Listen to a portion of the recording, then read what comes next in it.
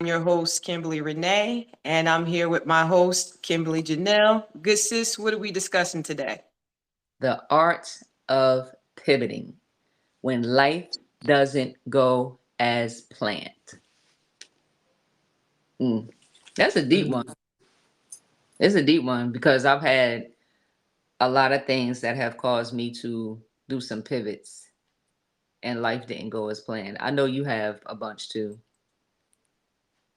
It's in hindsight, 2020. Now I see them as pivots, but Mm, when you're in it, you really don't see it. You kind of see it as, why is this happening to me? mm, yeah. This don't seem fair. Like, why all of a sudden now? Like, and so it's when you think back on it now that you're out of the pivot, well, out of those pivots, I think you and I are both in a pivot and shift right now. Um, you don't think about it that way when you're going through it. So I know you picked this topic for a reason. Yes. All right. So tell me the reason why you want to discuss this today, good sis.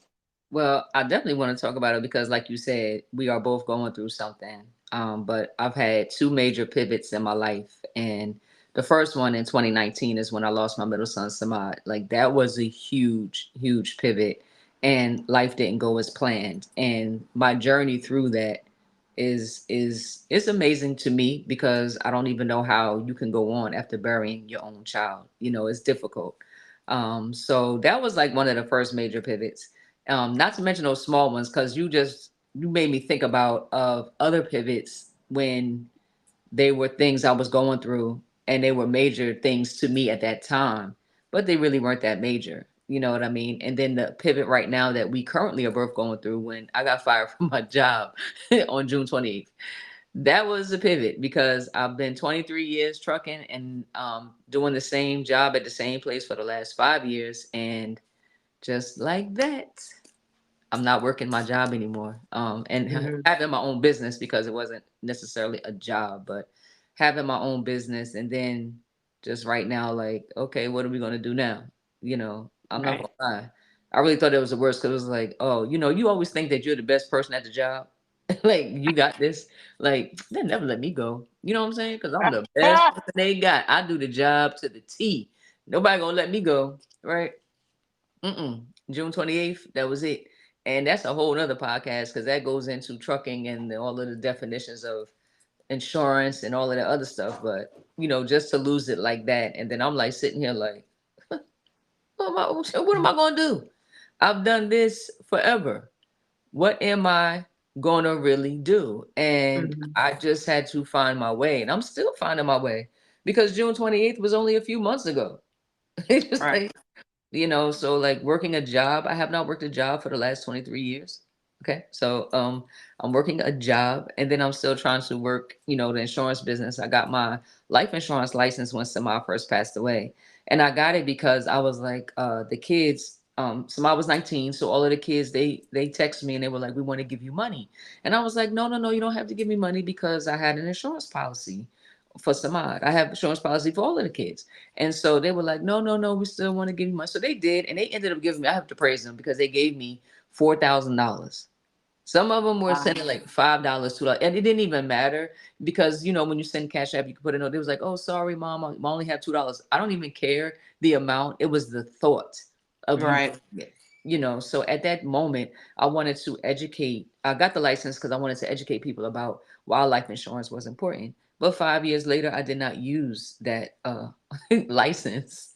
I didn't do anything with Mm. it, right? Because trucking was easy because I knew trucking.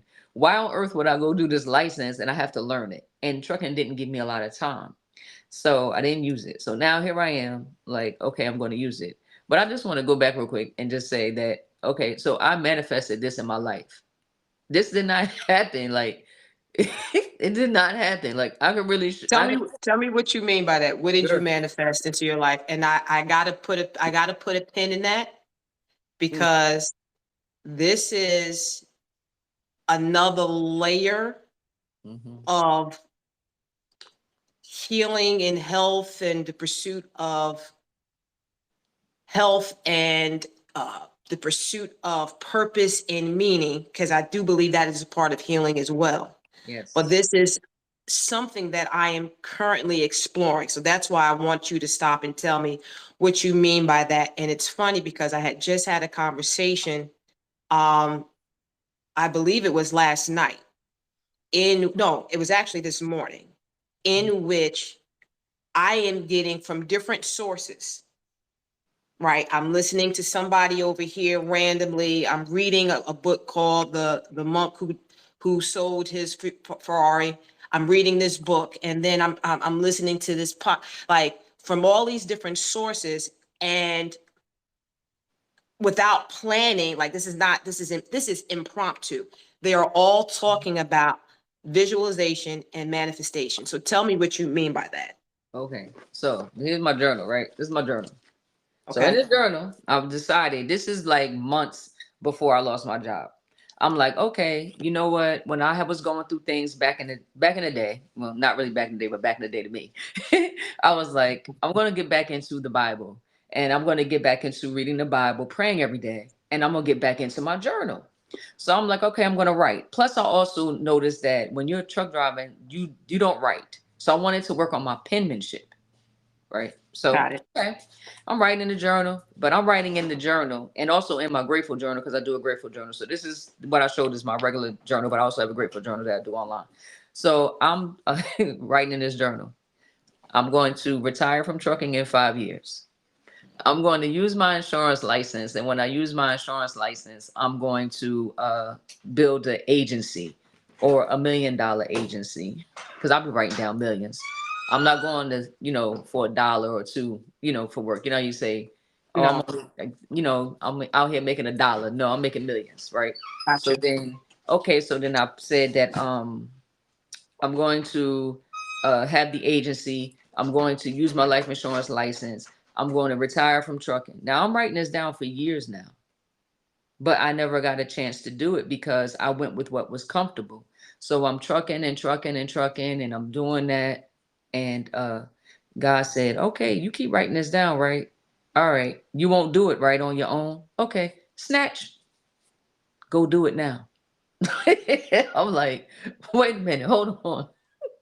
I said I was going to do it, but I didn't mean right now. Like not right now, right now.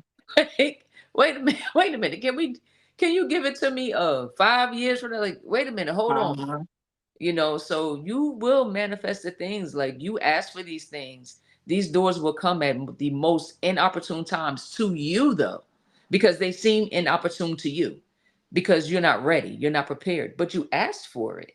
So I asked for this. Right. And I wrote down too, and right now I'm what they call a yard jockey, meaning I'm still in trucking. I move trailers around the yard. And it's so ironic. The place that I picked up every single day for 5 years, I worked there moving trailers around the yard. Okay, so I said, and I used to talk to like my homeboy, my best friend, and we would be like, yeah, he drives truck too. When we retire, we're going to be yard jockeys. We're going to be jockeys. We're going to be switchers. All of those are the same. So yeah, we're going to do the jockey job. Why? Because it pays by the hour. Why? Because we get paid for every single hour we work. So I'm getting paid. Mm, I'm not necessarily moving trailers around the yard. I'm just sitting in the truck. right. So we That say passive, that, that and- passive income is so to right, speak, right? Because right, you're not doing no work, but getting exactly. paid. Begin, Hmm. but when you own your own business, you get paid by the load. You're not getting paid necessarily for every hour because it may take you longer than planned to complete the load. So that was our dream job. So me and him talked about this for years. For years, we're like, yeah, we're going to be yard jockeys. And I said, I added on for me, I'm going to do the insurance business. Well, here you are.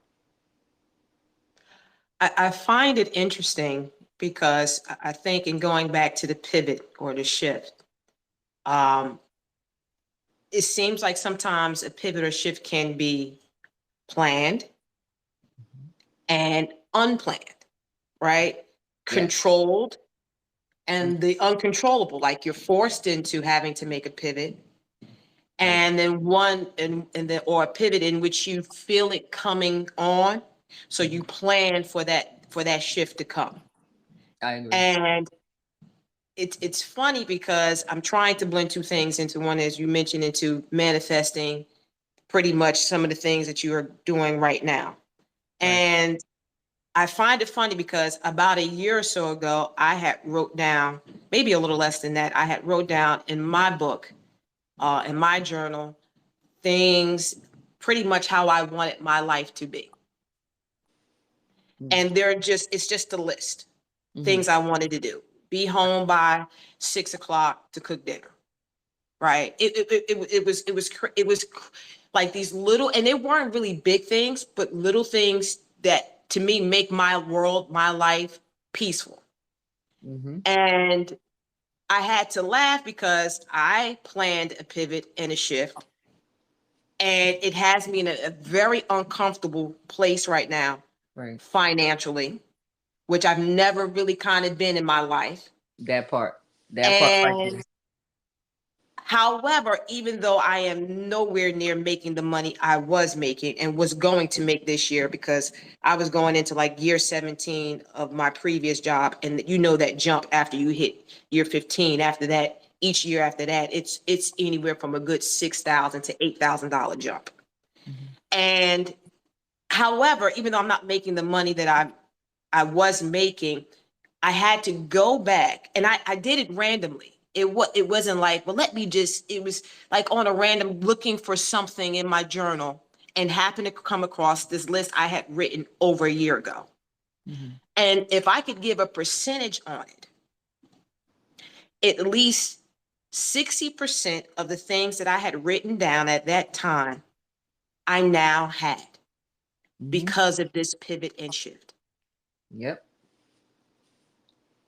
So you're right. And here I am. I'm not even thinking about visualization a year and a half ago. I'm not thinking about manifestation a year and a half. I'm not thinking about any of these things. The only thing I was thinking of it was I I I may have to really consider leaving this job. And if I do, I'm going to do it in this way. Right now, to be fair, although it was planned, it was forced because of my health.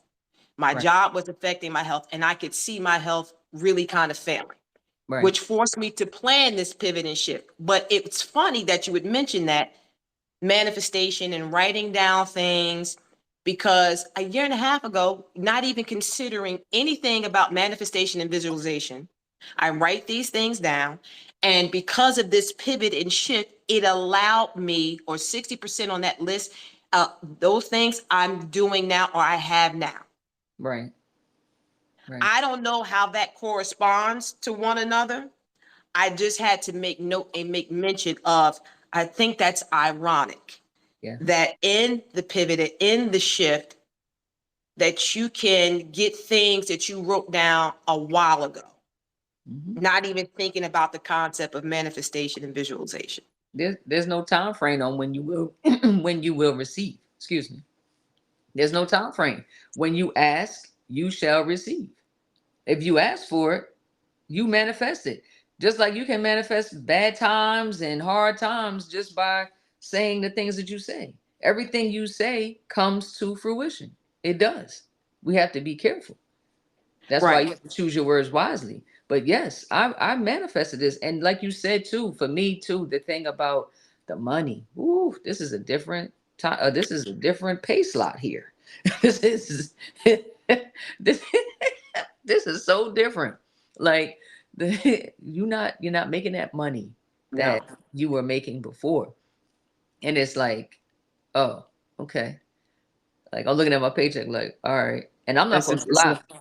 So let me say this too. Like I didn't work for 2.5 months. So I couldn't yeah. find anything. I literally could not find a job. I didn't know, whatever I wanted didn't come through. And so I was like, I could not really get a job. And I'm like, again, me with 23 years experience of driving a truck and 18 years of having my own business, I can't get a job. It You're was a overqualified. I'm overqualified. I'm overqualified for the job I have now. But again, you wanted to do this in retirement. Remember, Kimberly? So there you Mhm. go. Right? Right? You talk to yourself like I talk to myself. I have to say it all the time. Didn't you say? Didn't you ask? Didn't you desire? And now I'm to the point now I'm careful about, Mhm. be careful, especially be careful what you ask God for. He'll give it to you, but it's never in the way that you think. So That's now, even when I'm meditating and praying, I'm like, I've said these words so many times. Like, my heart, I'm afraid to even ask because I know I'm not going to get it in the way that I think I'm going to get it. you definitely are not. It's not going And to I be. and I said, and you think too highly of me if you think I can handle the way that you think you're gonna show me, teach me, give me something. Like you think too highly of me, like I can handle it. Because I sometimes I really feel like I can't. So yeah, you're right. Being careful with what you are saying, what you are writing, what you are thinking constantly, daily, because you will bring it into fruition. You will manifest, like it will become your reality. Yeah, it shapes your life. Your words will shape your life because you are a force of energy. If you believe that you are a force of energy and your energy is going to bring to you what you put out, you can't ask for it if you don't want it. And Absolutely. I wanted it definitely because I was like, yes, I want this, but wait a minute, not like don't snatch, don't do that, don't do that, you know. But I it was hear a you. struggle. I'm not gonna lie, like it was really difficult the 2.5 months that I didn't work because I began to question my worth. Began to question like what was I doing here.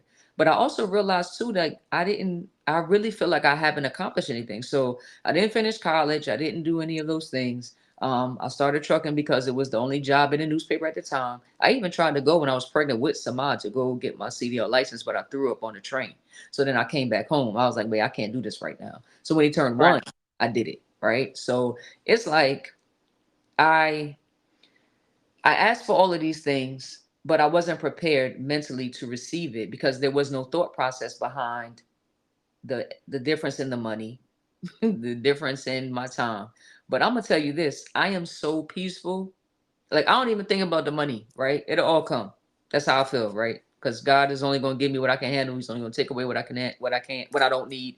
He's gonna give me everything, right? So I never thought about anything else except but the peace, though the peace that I have. There's so much stress when owning your own business. It's so much stress with going up and down the road. I was going back and forth to Boston 5 days. When I first started at the place, I was working 7 days because I wanted to, get money. You become a dollar sign. And Mhm. I just, there's so many things I don't have to worry about. Like something happened on one of the trucks the other day, like a line broke, and my coworker was like, "Yeah, we're gonna put $30 in a pot, and we're gonna save money so we can fix it ourselves." I said, "Mm-mm, not me. That's PTSD. Like, I've been fixing the truck for 20 years. I'm not fixing nothing over here. You know why? Because I It's get paid by the hour. And that's it, their it's responsibility. I'm cracking up. I just brought this up last night. PTS. I said PTSD. Uh, post traumatic trainer. What is it? Disorder, right? Yeah.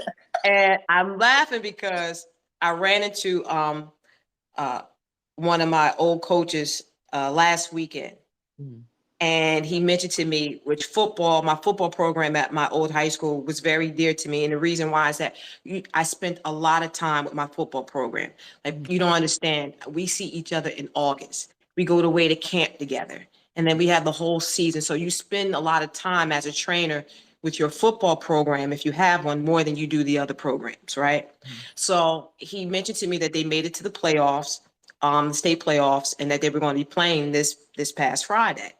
And I got the school. I put it into Google Maps. Like, I did everything, right? And the day came, Friday came, and I was like, eh, I don't know if I'm going. And I literally up to the last, I would say up to about 3 o'clock was still indecisive. And I Mhm. was like, no, I'm over it. I'm really over Right. it. Like, Right. like just to kind of go back into that atmosphere, Yeah. even with the job that I do now, which I'm doing a lot of per diem work or contractor work. Hmm. Um, I don't pick up anything that has football. Right. I Right. don't.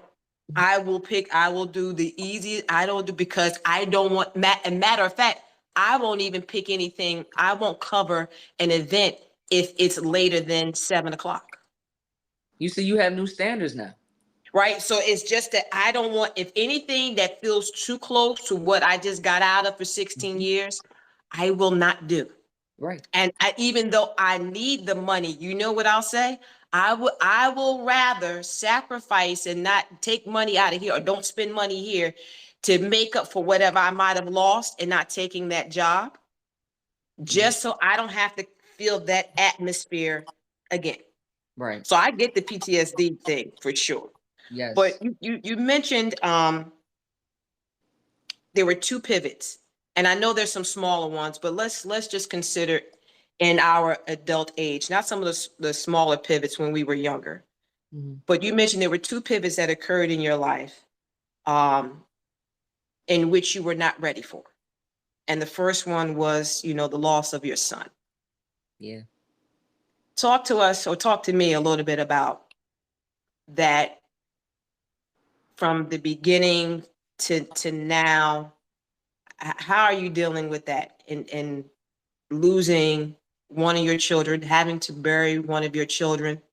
And this is not in a situation in which he was ill. No. No. See, I think that's, people have to understand that. Like, this is not a situation where he got some sickness or illness and was battling something, enduring something. Your son was taken away from you violently, Hmm. right? Um, Senselessly. That too. Yes.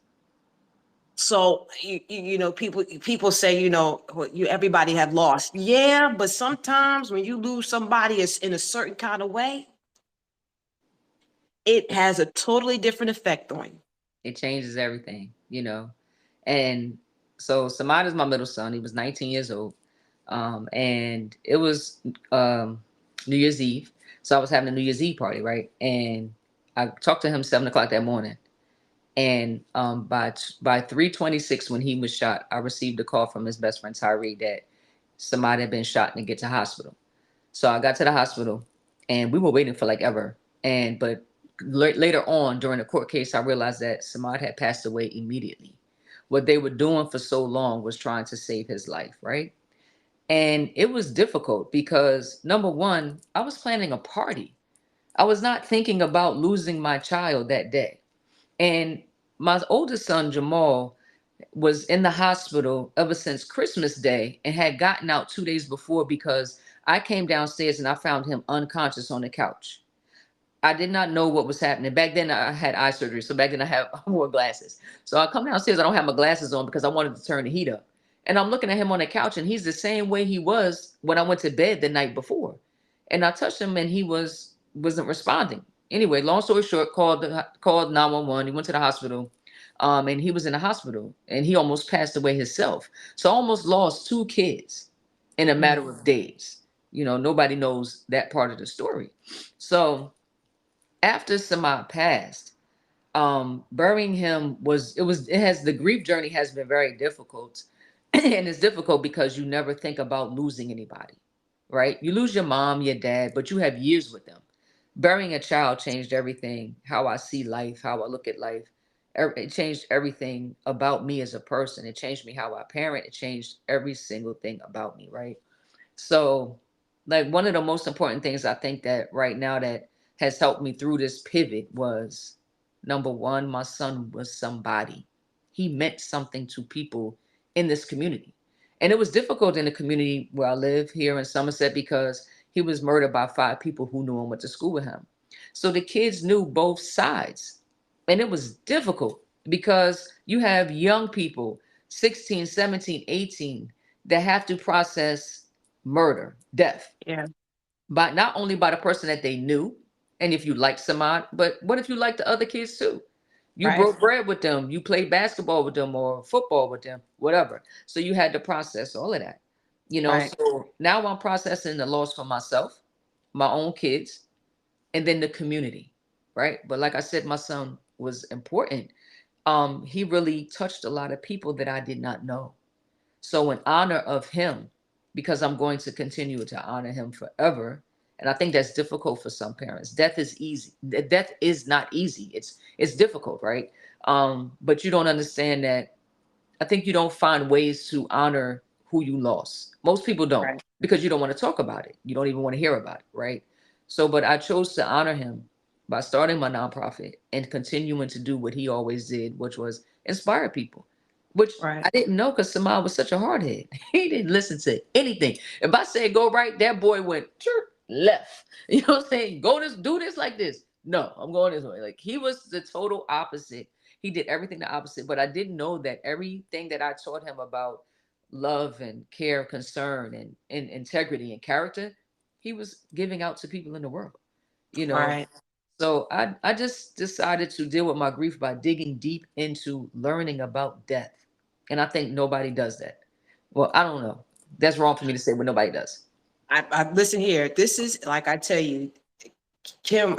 I don't know if it's kindred friendship spirits that you and I have, but like I said, we don't talk throughout the week. I mean, randomly through text here and there, and a lot of it is just getting times and things together for, Yeah. this podcast. But we find some way, even without speaking, to be connected. And you bring that up, as far as people, talking about death. It was just yesterday. No, I'm sorry. Yeah, yes, no, Friday. It was just Friday in which I'm listening to, a podcaster by the name of Mel Robbins, and she has a woman on who is a death doula. Mm, Like you've never heard of that before, but no. she is a death doula, lawyer by trade, Mm, and had an experience. I believe she went to Cuba in which she met a woman, on the bus, who had, stage 4 cancer and was dying, and started a conversation about this journey, honestly, to her transitioning. mm, And what she found is that in talking about death and not making it be something that's so, scary and weird, you know what I mean? Um, and I mean this with respect when I talk about death, because people get very sensitive about yeah, it. But they do. she was saying that in talking about death and not making it taboo and something scary, you can get this appreciation for life. That. You can start to put things in context Yes. about what you need to do to have this abundant and fulfilled and purposeful and meaningful life. Yes. If you acknowledge that you're going to pass, which I hope everybody understands, you're going to pass.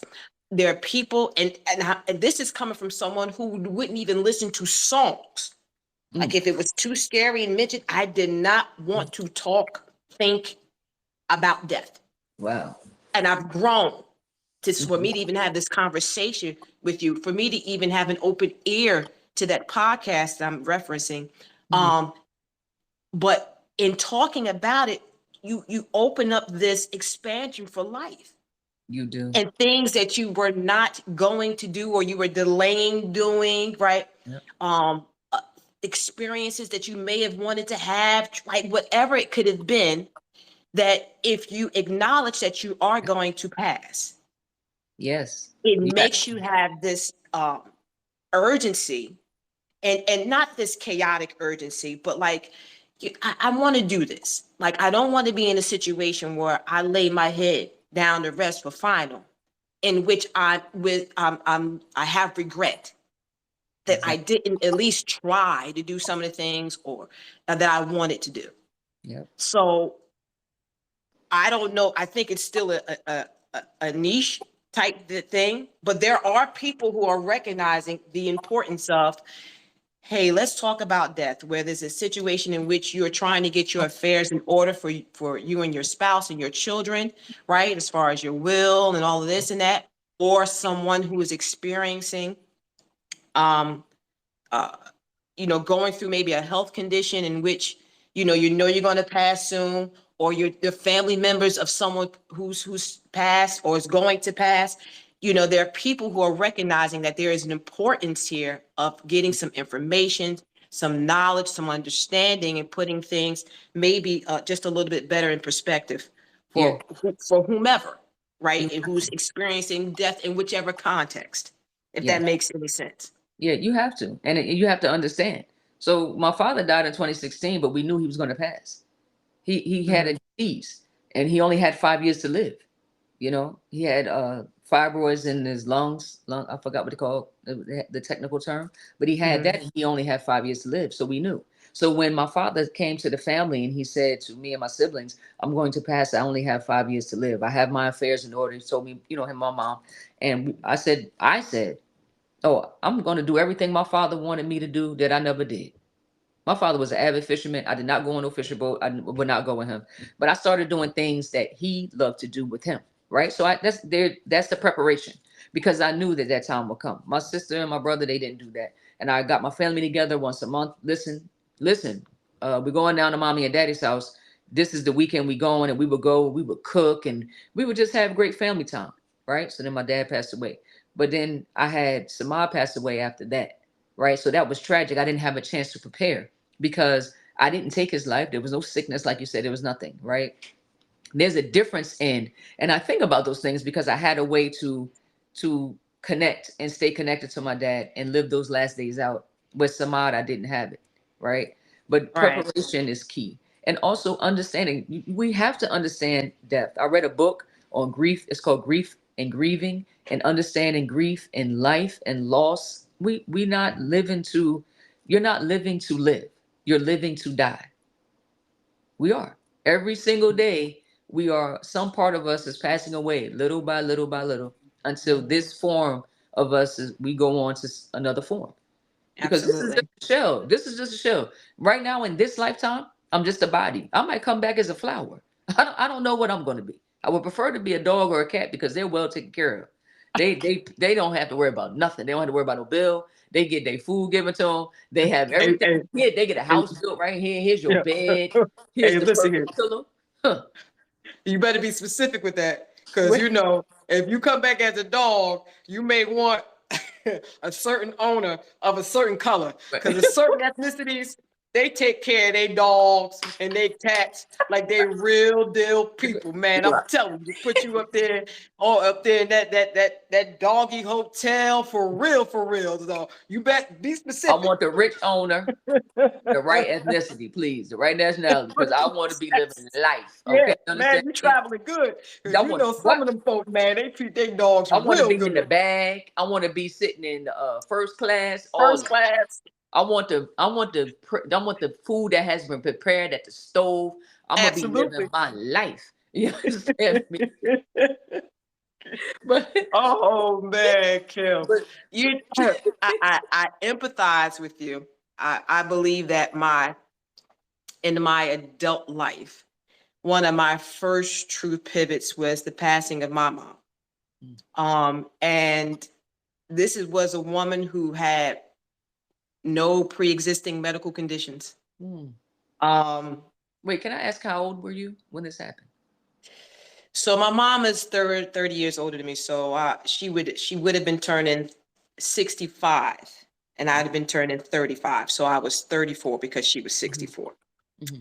And she had been dealing with some issues with her low back, some disc issues, and with physical therapy.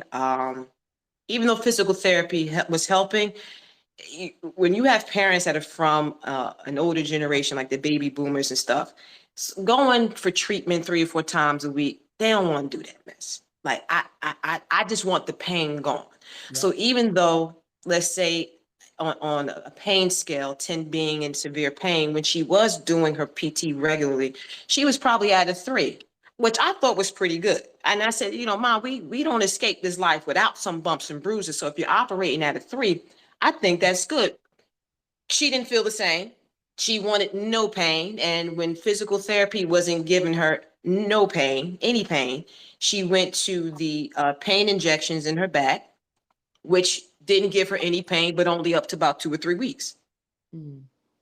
Right. So when that got to the point where we're taking these more and more, she understood that I can't keep coming here getting an injection in my back. Like she understood that. So the last resort, which was surgery, where she was doing an infusion surgery of her L4, L5 disc. And I did not want her to have the surgery. Mm. This is me coming from my medical background, athletic training background, sports rehabilitation background. Mom, these are not back surgeries. It doesn't even matter the age, are not easy, but they're definitely not easy at your age of 64 years old. She wanted the pain gone. It was reassured to her that the pain was gone. To make a long story short, died from a complication of getting a blood clot from surgery. Mm. And it was crazy because she and I were in a pivot Wow. relationally, because you can see the switch now where it was no longer mommy holding the daughter's hand. It Mm. was now the adult daughter holding her mommy's hand, where we were now having a different relationship and doing things. And like we had something planned for 2 weeks after surgery, like all these different things, these new experiences that we were just kind of getting into. Right. And when that happened, and that is unexpectedly, but not violently as in Samad, my whole world changed. Things that I thought were important were not important. Mm-hmm. Things that I was worried about, I did not worry about. Right. The way that I wanted to kind of live my life, everything changed. Everything changed. Even me seeing myself at the job that I was in. Mm. And truth be told, Kim, my feelings about that my previous job has started to change prior to my mom's passing. So Mm. maybe 6 months before my mom passed, I came to our family home. I was emphasizing to her, Ma, I don't know if I can keep this up. Like the hours are crazy. And plus, I feel like I have so much more to offer, especially to a demographic that may want what I'm trying to give. Like I'm with a population that don't give a damn. And it's not their fault. It's not their fault, but it ain't mine neither. And so I had already been having this inkling of this ain't for me. You got too much in you to stay here, Kimberly. But the check was good, and so were the damn benefits. Mm-hmm. So as long as they was giving that check every 2 weeks, and as long as I had those outstanding benefits, I'm gonna duke it out. And my mother said something very simply to me when I that night. She said, "Baby, don't go chasing money." And I looked at her because this was a woman who had a job ever since she was 9 years old. Mm. I looked at her because for the entirety of my life, my mother had two jobs. I looked at her because at least 11 of the 10, 11 of those years, she had three jobs, Right. who raised five children, who took care of her ailing mother, who was head of the women's ministry, who had adjunct professorship at Montclair State. Like all you did was work. So then you're going to tell me, don't go chasing money. I didn't get it until after she was gone. Mm-hmm. So that was a pivot, and it's funny how, and I think you will agree, how grief can rock your whole world, can give you a revelation and an understanding and a wisdom some way, somehow that you never had before, will allow you to download and upload things that you had never even thought about before in just experiencing grief. Yeah, it changes everything about you. Every single thing about you. I just had to go back to two things you said that resonate with me. Because my mom just passed away December 3rd, and it was sudden too.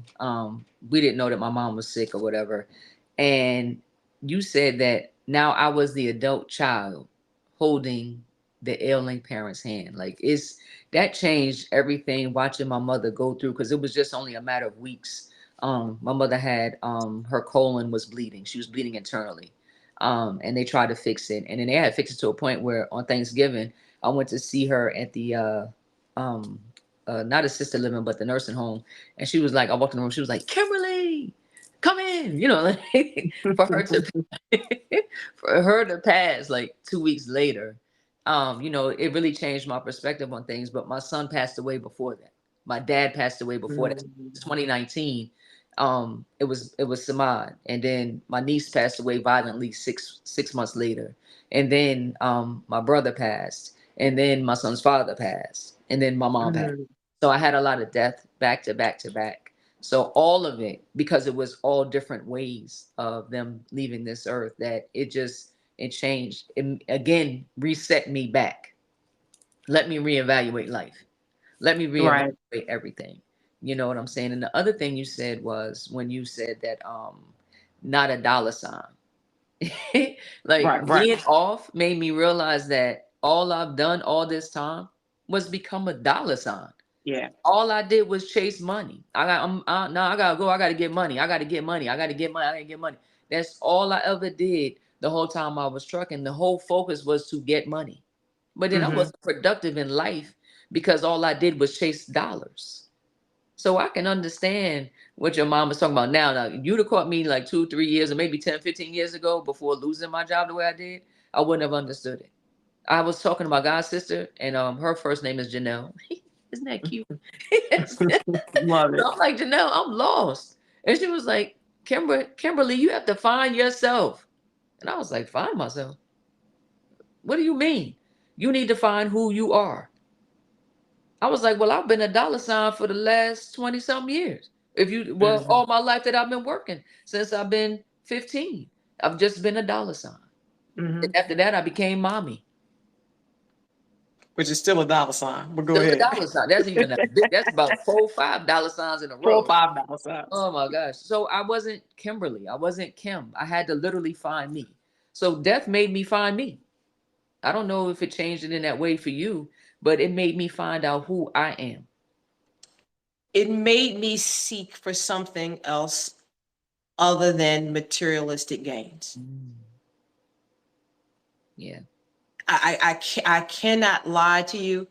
Um, not to say that my spiritual journey hadn't already started, because I believe it started. How long I've been in this house? About 12 years, 10, 12 years. I believe it started like for real, for real. Like nobody telling me I got to go to church, nobody telling me I got to pray. It kind of started when I moved here to this house. And it's just been unraveling, redefining itself, expanding, growing, whatever you may want to call it. Um, and then when my mom passed, I sought a relationship with God probably more than I ever had before. And where some people, and that, death is funny. I tell people all the time, you learn a lot about somebody in marriage, Mhm. in death, and then them progressing on or fame or getting a whole bunch of money. Those are the three indicators where you can really try to see somebody's true colors, or what they're about. Mm.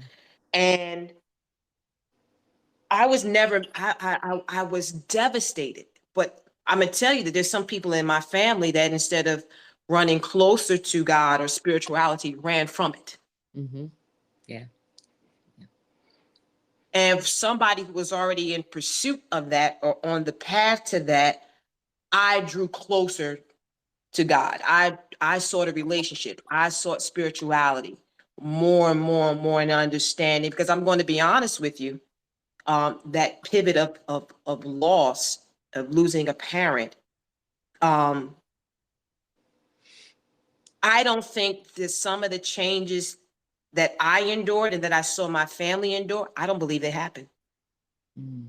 I believe that my mother is still here, that relationships in my family that were estranged stay estranged. Mm. Yeah. Yeah. I believe that those who went on to have individuals in my family that went on and careers just blossom, because now there was no longer a reliance on my mother or an enabling from her. Mm. I don't think that individual is there. Wow. That's deep. Being a self-sufficient, living on their own, taking care of themselves, I don't believe they're there. Wow. And I know, as far as character development and the amount of wisdom and knowledge that I have attained since her passing, I don't think I have it. Mm. I think I'm still working like a fool. Because at that time I was working my regular job and then I had another job I was doing on the weekends, doing some per diem work for a hospital. So I think everybody is right where I think a family member that hadn't been with us in over 10 years, I think they stay away. Yeah.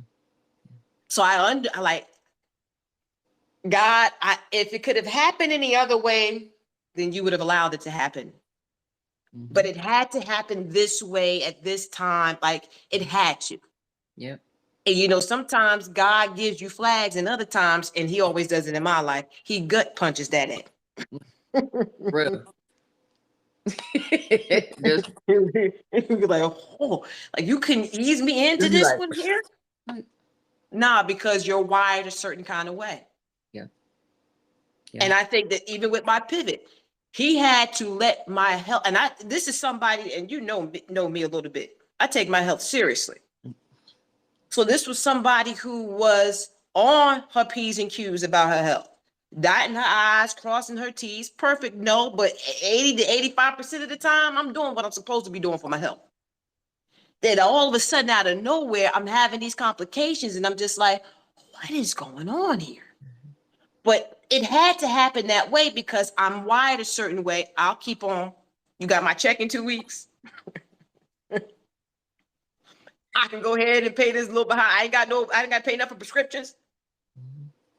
All I gotta do is pay a $15 copay. Like all these, like, as long as you keep that, I'm good. He started to let my health develop like that. And the thing he says, now, Kimberly, what is it now? Because you know that you're doing right. You work out, you do this, you do all these things way more than what the normal average person does, Kim. And you sick. don't that make you like, hold on a minute. How? So you can't blame what you gonna blame it on that? I'm telling you, matter of fact, I've been telling you. You feel it emotionally that you have more to offer than being this athletic trainer at this damn high school. You already know that, right? But you being hard-headed. So now I'm a gut punch that ain't. And I'm gonna start letting these little things with your health. So you to be like, nah, I ain't gonna let no job kill me. Because you know that at least I ain't gonna let that happen. But it took 3 years, Kim. I can remember the day and it's something happened at work, and I'm not gonna get it, but something happened at work in which I was like, hold up.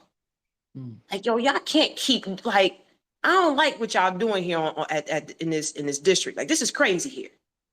And having that, and all of a sudden from that day in August, sitting on the bench on a Thursday at my local coffee shop, the one I took you to, from that day for 3 years, all of a sudden I started to see a decline in my health.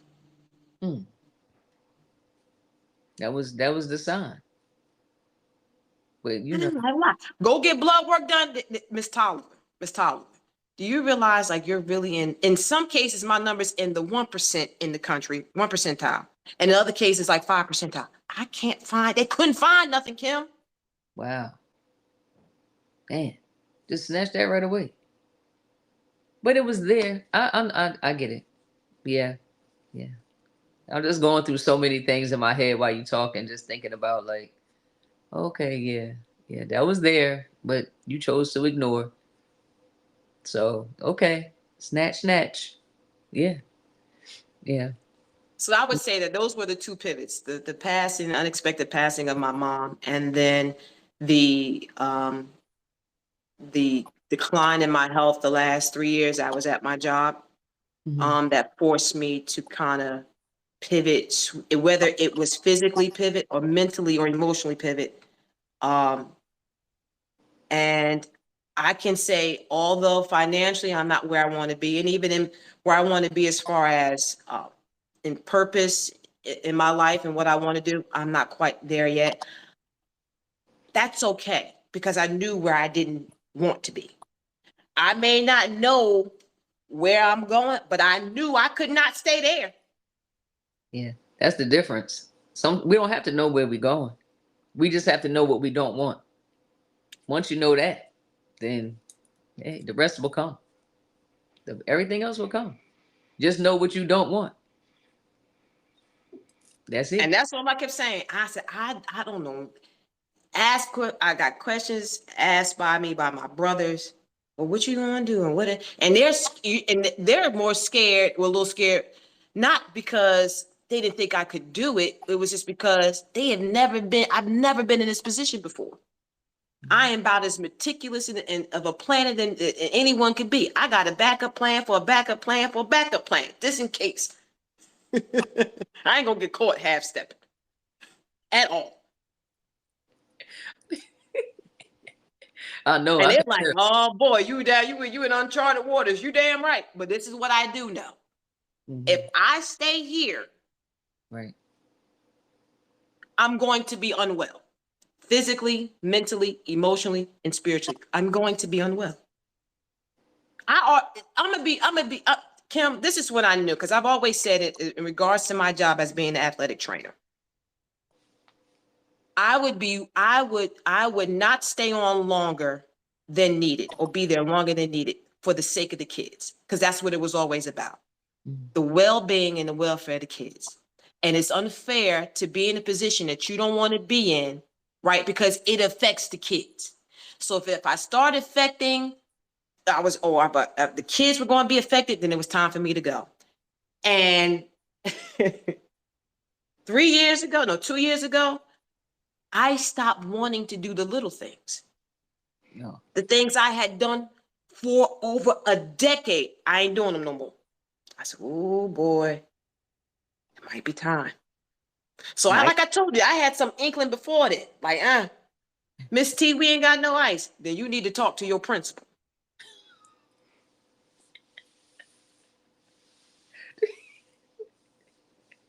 That's what Miss T, this water is hot. I know, baby. There's a lot of folks in other countries that drink hot water. They ain't got ice is a luxury, baby. I'm about to cry. I can't. Huh? I'm being for real. We always do that though. Do you know that? When we start, that's the checkout point. That means we're done. When you stop caring about the kids, or when you stop When you caring start can't about, in any situation, when you get to that point and you start, you just sarcastic and you number one, you're sarcastic. Number two, you don't care. And number three, okay, and what you want? People in hell don't want hell, but they there. You just make up anything. Start saying these little rhymes or sentences that don't even add up because you don't care anymore. You're checked out. oh, Kim, my football team would be out there. Now, I'm gonna tell you, for the games, I would go ahead and make sure we had ice. I really would. But for practice, I'm not, because I know for the games, oh, y'all not gonna make me look bad. I ain't gonna look bad, and the school ain't gonna look bad. I have no ice. So for the games, but for practice, oh no, baby, you got to drink that hot tap water. I'm not going to get ice. Kim, for years, I would go with our ice machine. Has literally I'm gonna say for about 8 years has literally been down. I would go to other schools, and I think that's how I ended up messing up my back. I would go to other schools with a cooler and get ice 3 times a week. One time, the training room was on the second floor. I would carry at least 75, 80 pounds of ice down the steps so that my kids could have ice. Oh, you were doing extra. Oh, but I love them. Like, yo, my babies gotta have. I can't have no. My babies cannot have no ice. Like all of this. 3 years ago, remember when I sat on that bench, and I got some big district pull some funny stuff on me. Yeah. I was like, oh no, no, no, I don't care. Miss T, there'd be times they be at practice, the water be so hot. I would feel it. I'll do the water. I feel it. I said, this water is hot as hell. And then I would be out with my Yeti, cold in a mug. Miss T, that's cold. Yes, baby. And it's in a Yeti. It's damn good and cold. That Yeti is the Man, Miss truth. T, I wish Like, my water was cold. I know you do. You should go talk to your principal about that. yeah, the Yeti is the truth, though. I ain't gonna lie. But I that's what don't know. You ain't gonna take my joy away. Yes, it's cold. they wanted you to pass it over. You know how people say, "Wait, don't put it on. Don't put your lips on." They want you to go like this. and they don't put it. That's what they wanted you to do. But Mm-mm. that just goes to show that you were doing a lot of extra anyway. Yeah, You were they doing were running me extra. ragged, and It was nobody cared. Nobody it, cared. It was like, exactly. no, it's not expected. You know how many times I would walk in and the principal would see me and be like, "Yeah, that's the norm. Bringing in ice from other schools, huh?" Then I got too tired. It was inconveniencing my schedule because then I had to coordinate with the trainer. Like, what time are you gonna be there? Now I'm messing with their schedule. Can I meet you there at such and such a time to get the Yes, ice? So now they got to take away from their schedule. So then I got to the point in time, like I was like, you know what? I'll just buy the ice and get reimbursed. And which honestly, the treasurer for school, she always reimbursed me, but that was still something I shouldn't have. I'm naming one thing. I'm just naming ice, Kim. I'm not talking about right. the other stuff. I'm naming ice. It's crazy how we compromise ourselves for others. And then when we realize that this is not, it takes for you to have a problem for you to realize that compromising what didn't benefit you at all. Oh no. Kim, when I left, I'm gonna hit you with this one. I'm gonna leave because you had made mention of this before. When you realize you do all of this for your business or for your boss or for your job, your corporation, and you leave, and it was like, oh well, you're replaceable. So Mm, what? A job that I was at for 16 years, doing all that I did, even when days I would go get treatment, then come back, be in treatment for 3 hours, come back and work a full day. mm. Blood, sweat, and tears. There was my principal, the director of health and PE, and people down there in that office from my district. Even when I went out on FMLA, nobody called, sent a text, smoke signal Damn. to say, even Miss T, you all right? Kim, what's wrong? Like, I got word that you was gonna be out on FMLA. Like, is everything? Did you hear what I said? Not one Not person. a principal, not a vice principal, not a director. Not, and I said, they got me. Yeah. Now I was gonna And I say got beat. I'll I say got that. beat for 16 years, Kim. I was just about to say that. I was just about to say that. I was gonna say it, but I was like, that's a whole other podcast. Like, you really got used. Like, they used you, took everything out of you.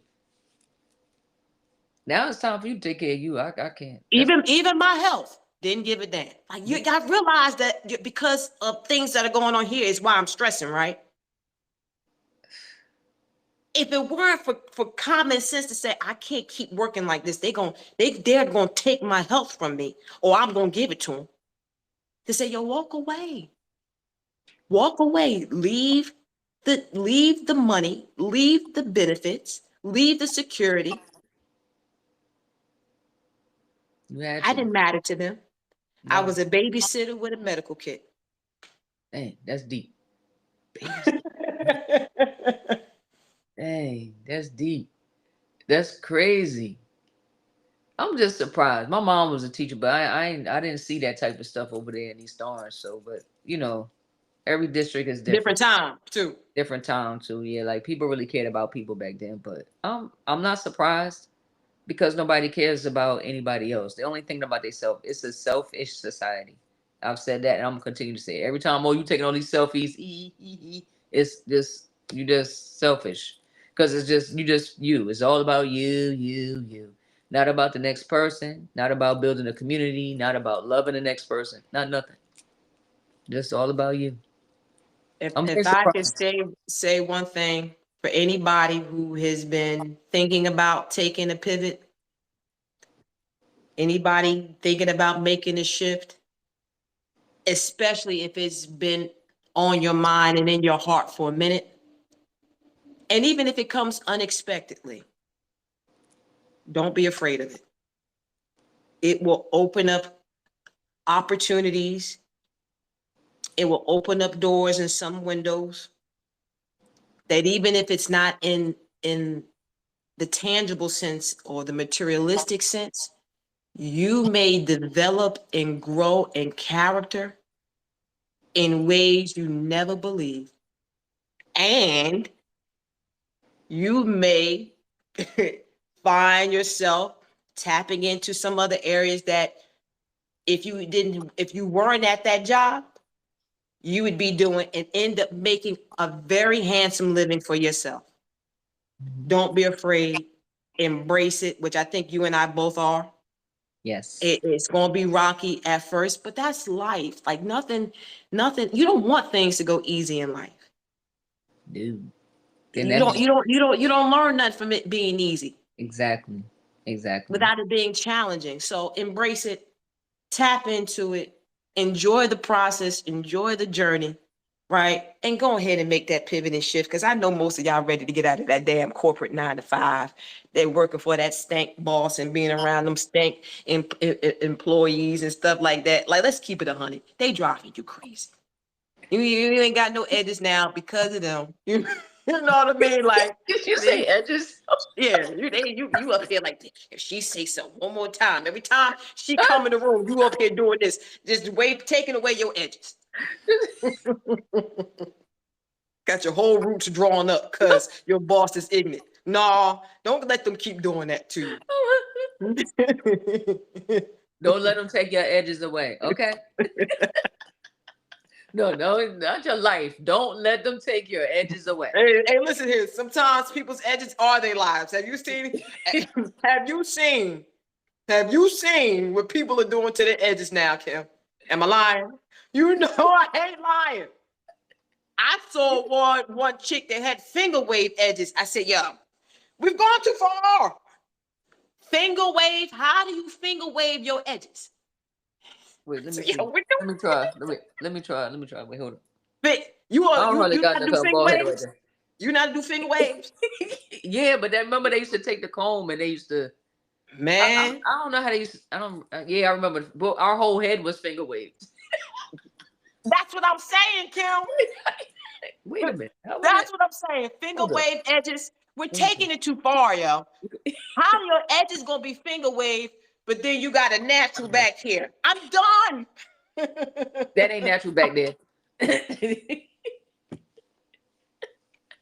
That's not. There's no way. You got good Or hair you right got track. here. It don't even make. Nappy It don't back even here. look right. Come on, Do they have the fake edges? yo, Kim. You, How right here gonna be silky Hawaiian silky here, right? And then right back here, your ponytail ain't as slick as the edges. that's like saying that. Okay. Okay. You spend Wait. 45 minutes on your edges and two on this part of your head right here. Am I You meant to lying? say $45. You ain't meant to say 45 minutes. You meant to say $45. That's like taking my head and your head and putting it together. You How got you only care about right here though, Kim? And this right here ain't slick. How the edge is slick here. Then when you look at the ponytail ain't slick. Somebody got to tell me something. That don't even make no sense. I'm gonna need to find a picture of this. Oh man, come on. Yo, how about when they take now, it ain't even the edges. They'll part that B right here and then make them into edges. Am I lying? No, It's a bang that they don't made into edges. This not even I think like I your should real do it. baby hair. I It think I yes, should do it because in my you yes, see my big forehead. I think I should try it because yes. then And look. See, they'll I slick think I that should try. down, use that edge of the comb and make it edges. You I just think like it's too I think I much. should try. You think I should try? But then my forehead wouldn't be so big. Yo, it's okay, yo. It's okay. You would rather do that instead of just, let's use some rosemary oil, some tea tree oil, Let's see if we can get it to grow back. Let's stop wearing hair pulled back so much. That's why, right even in here. Oh, this look a lot. It looks thin, but it's just because I'm gray. But right even here, I can remember being in college and wearing my hair back in the ponytail. My mother said, "Stop wearing your hair in a ponytail so much. You're losing your edges." So even a little bit right here that I've lost was because I spent day after day in a ponytail. Yeah, me too. Stop wearing the ponytail. Yeah, yeah. The braids, the dreads, Your the dreads. braids, like they pulling your Those itch. dreads, when you get older, I think you can have dreads, but you got to cut them off at a certain age. Because when you start to lose this, because you lose this over time, because your body is aging, man, you had that dread, it'd be pulled back. It'd be like, first of all, you be straight like this, Come on, man. in your whole head, it Come don't work. on, man. Then your job stressing you. Give up the ghost, Jim. Am I lying? No, you Give ain't it lying. up. You ain't There's lying. no way. You know, listen here. This is how you know it don't look right. The length and time that you try to make it look right. That's how you know it don't look right. Yo, you spend it. You know why you spend it? Because you know it don't look right. Let it be. Give up the ghost.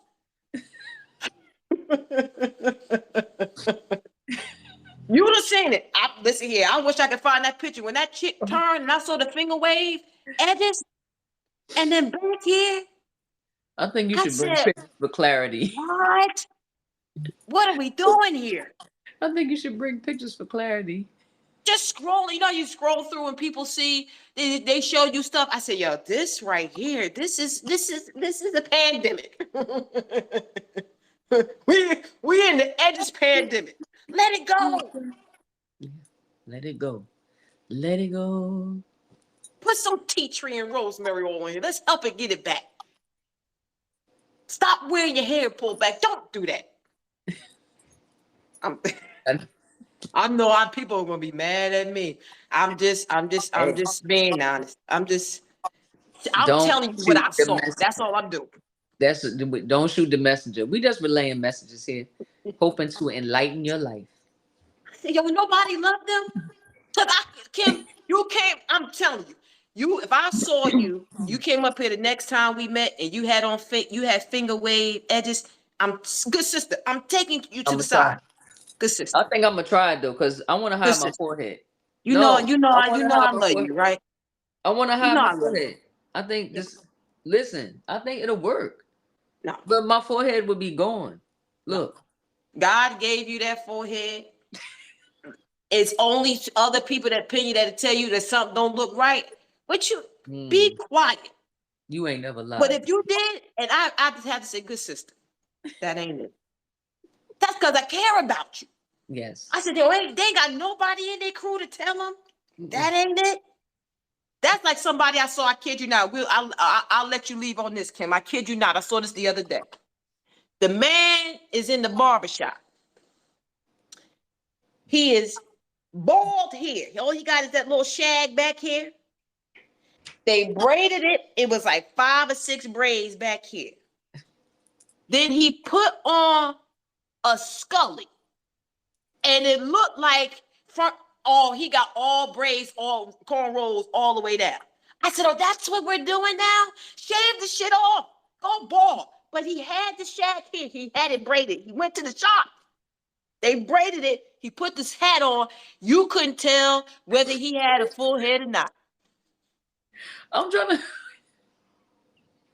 That's where we at, though. wait, wait, Yep. wait, wait. Mm-hmm. So you telling me that somebody paid for full berries back here, but There meanwhile, about 4 or 5 of them. He bald. so every day you gonna wear a hat and give the the person. I can't even. You know what the caption said? Fooling you on the first date and fooling your date that you got a full head of hair. I said, it's over now for the world. I Good can't. brother. Good brother. Because when you are intimate Can you or imagine it's that hot outside, when that what comes? No, you he wears gonna that. do with the hat? He leaves the hat on all the time. What about when you get intimate and you take that off? I'm, I'm telling you right now, I'll be like, oh my gosh, wait a minute, what? Nah, I'm putting my clothes back on. I'm not even. I can't. Nobody wants to be their just regular self. It's okay. I don't know why men have such a hard time with balding. Just it's all right. It's okay. Just or find natural ways to take care of it. But it's okay to be you. It's okay to be what God made you. It's okay to love you from in here. Love isn't gonna come from those people. They don't know what they're talking about. Don't believe nothing anybody says. Don't believe it. Don't believe the hype. Loving you comes from here. God love you. He made you. So, and we love you too. Just Kim. don't do no foolishness because we definitely gonna tell you about it because we don't want to see it anymore. Okay, It's okay. we My trying to two help older you. brothers, they've been bald for like 20 years, if not more. They've been bald. Right. They started to lose the hair here. They just decided to go bald. I can only think about my second oldest brother when he got married. He decided to grow his hair out because he had been bald for so long. He wanted to see. And he getting married. Maybe I wear, I have hair for my wedding and my wedding pictures. So he grew it out. And it was weird because I ain't seen him in that amount of hair in a minute. But he was still, short in here. Asthma, what you think? Yeah, nah, let it go. Nah. Nah. I just You have to can't, you add one can't, thing. you can't win on that one, brother. For real. He was like, for real? Yeah, I'm telling out of love. Nah. See, out of love. Wait, I gotta add one thing Yeah, to that. and the thing, yeah, I kind of figured, Wait, you know. I know we about to get on, but I just have to add one thing onto that because you were talking about the guys. You know how they do that paint thing? Yeah. Wait, wait a minute. I mean, wait. I don't understand. I remember back in the day, again, me and Jamie, because we foolish. We worked at this place, right? And so we came from Boston, and he got there before me. And he was like, he called me back on the phone. He was like, the guard, wait till you see the guard. So the, the guard had that paint. He literally had his whole hairline painted. It's but now they painting the beard. I don't understand that. What is that paint about? Kim. Well, first of all, they've been doing it for a minute. For some reason, it's just gotten darker. Like it's it's on some. You ain't been jet black ever, How can a light ever. skinned person get it? Because I don't you and they getting it. You ain't Because my hair ever not been black. jet black. You ain't never been jet black. You might have been jet black at birth, but other than that, you ain't never been jet black, right? I used to when I was substitute teaching, right? So I would go to college, come back, substitute teach, right? At like in the summertime, because you get out of school in like May or something like that. So I would come back and sub until school was over. And we had a sub.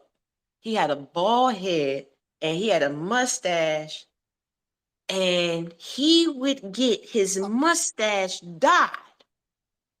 But the mustache Kim was pencil line thick, but the dye was ruler thick. And you just be looking at him like, hold up. Wait a minute. Brother. Your mustache is this thin. Like if you draw a pencil line, that's how thin his mustache was. But He did they would put the get his paint? mustache dyed, but when they dyed him, take the thickness of a ruler, and that's how much dye that was here. Brother, there's no way in the world. Who love you? Because you got to be around people that love you. Because I'd have been like, good brother, no, No, you have that to don't look right. That ain't it. And you you know have it ain't. you have to be around people that love you because when you're not, they don't That somebody ain't it. lying to you because that's not okay. I'm just afraid that you're going to get sick too. You go to lick your Oh, lips or drink something. Oh boy. That's just in that's in the food that you eat. That's in the drink that you drinking. You just drinking that, good brother. Come along with the dyes that's already in the food. on. Now you get You got the a double whammy. You sick on sick. And this is the thing. Everybody that was in the school, they were like, yo, you see such and so today? Everybody knew that it wasn't it. That's right. There was not one person was like, he looked good today. No, he don't. I got the question. Who came up to you and said that was okay? That looked nice? Who? If nobody said it, that means it's not okay. All right. Thank you. Have a blessed Your day. stash ain't like Kim. You're right. We're gonna get off of here, but I think we live in a time where people are just mad. They are just not happy with themselves, and either just accepting it and understanding that beauty is not always in what's externally. But if you are unhappy about something that's like external, like let's see if we can do it the natural way or in a way that doesn't bring harm, that's not going to, bring toxins in this to your body, that's not going to distort you for the rest of your life. Like, let's think about real, tangible, feasible ways. I'm not mad, you're unhappy about something, you want to change it, fine, right? But there's some things that's just what God is giving you. And when you go to change it, do I dare say, are you telling God he was wrong? He got it wrong. Like, I just want people to understand that. When you really start making real structural changes to your body, are you telling God he made a mistake? Because that's what you're saying. That's what you're saying. It's not a situation. Like, I just want people to think about that if they have the capacity to really think about it and be honest. You still, like, you know you're gonna get older, right? You still gonna get old.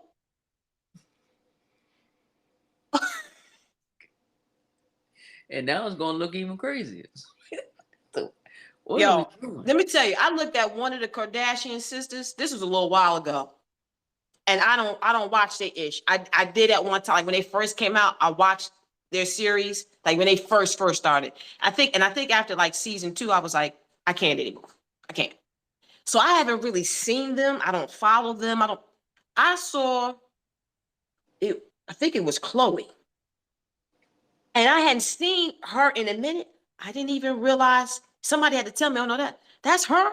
She didn't even look like the same person. Like, there was no hint other than her voice